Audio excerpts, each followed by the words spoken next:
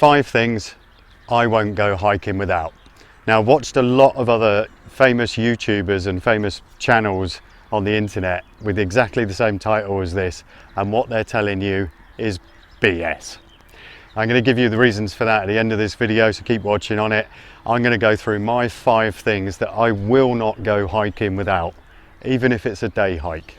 So, firstly, water.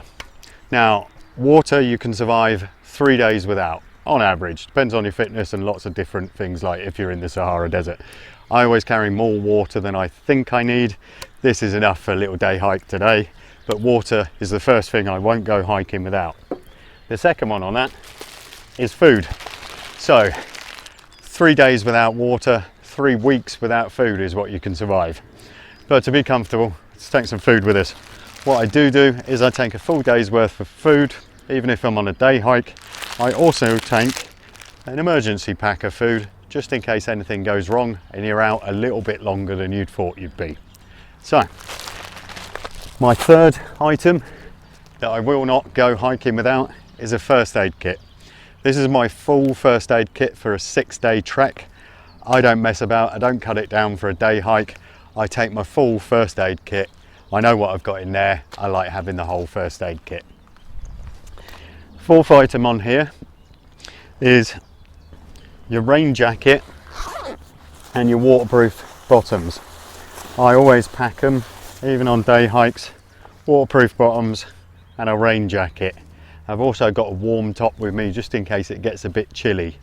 Now, the reasons why I carry these: hypothermia can set in within 10 minutes. It can kill you within an hour. Depending on where you are in the world, obviously that's in the Arctic conditions and very cold. But you don't want to get cold, you don't want to be freezing. Have a rain jacket with you, you don't want to get wet. That'll just pull your inner core temperature down. It's not very fun. So, rain jacket, trousers, keep the hypothermia at bay. Think if something goes wrong and you twist your ankle, you're going to be out there longer than you thought. So good rain jacket, good rain bottoms, and probably a warm jacket to put on as well. Keep yourself nice and warm. That's number 4.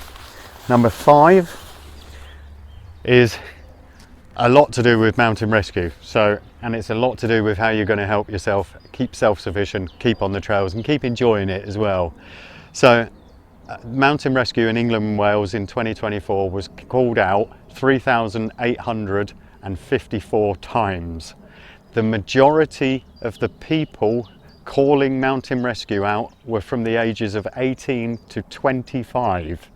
That's very fit young people going out.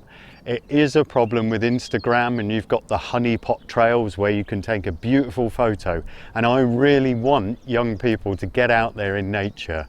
But if you're going out without the experience or without a little bit of training behind you, you ended up in bad positions you're not comfortable in, and then you're calling mountain rescue. Okay, at least you're saving your life, good stuff. But calling out mountain rescue when you could have rescued yourself is a lot easier. So my number 5 is to do with the phone, is to do with the app on your phone. Most of the time, those people got lost because they ran out of signal or ran out of battery on their phone using the mapping apps. My recommendations for this is take a power bank. Also, if you've got an app on your phone, make sure it's a very good one. I recommend OS Maps as an app, the Ordnance Survey mapping, especially in Britain. It's really, really good, and you get it on your phone. My number 5 that I don't leave home without is a map and compass. So even if I'm using that app on my phone, I'm backing it up with a paper map of my local area. I know how to read it, I know how to use it, and I've also got with me my compass. This means even if I drop my phone, if I get it wet in the lake and it accidentally doesn't work anymore, I still have the paper map and the compass. I know where I am, I know how to get out. I don't need to interrupt mountain rescue with me just being lost. If you don't know how to use a map and compass, you kind of think, oh, I'll leave that home, I've got an app. Learn how to use it. It is one of the most important things you'll ever learn how to use, and you need with you. So let's go through the 5 again, yeah?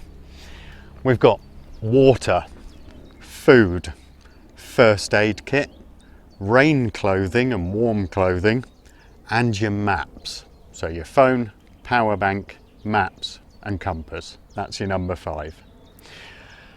I mentioned earlier that I'd watched a lot of other YouTube channels and a lot of quite famous YouTubers, and what they're telling you is BS. Now, they've got these channels and they're sponsored by certain amounts of equipment and certain suppliers. They're telling you, I won't go hiking without these 5 things. I watched one guy say, leave your map and compass at home. He's sponsored by an app and he was trying to get you to download the app. I just pointed out that's not a really good idea, to be fair. Another guy said, oh, the first thing I won't go hiking without is gaiters. Well, okay, if I'm in the Sahara Desert, I wear sand gaiters. If I'm in Scotland, I wear knee-high gaiters, keep the long grass and water from coming in. But that doesn't cover you in every situation. That's not one of my most important bits of kit. My most important bits of kit are there to save my life. And that is water, food, first aid, warm kit, and a map and compass. Anyway, I hopefully given you a bit of importance, and that's my 5 things I will not go hiking without. Give us a like, subscribe to the channel. I'll keep giving you real information that you need to know for your backpacking and day packing trips. Thanks.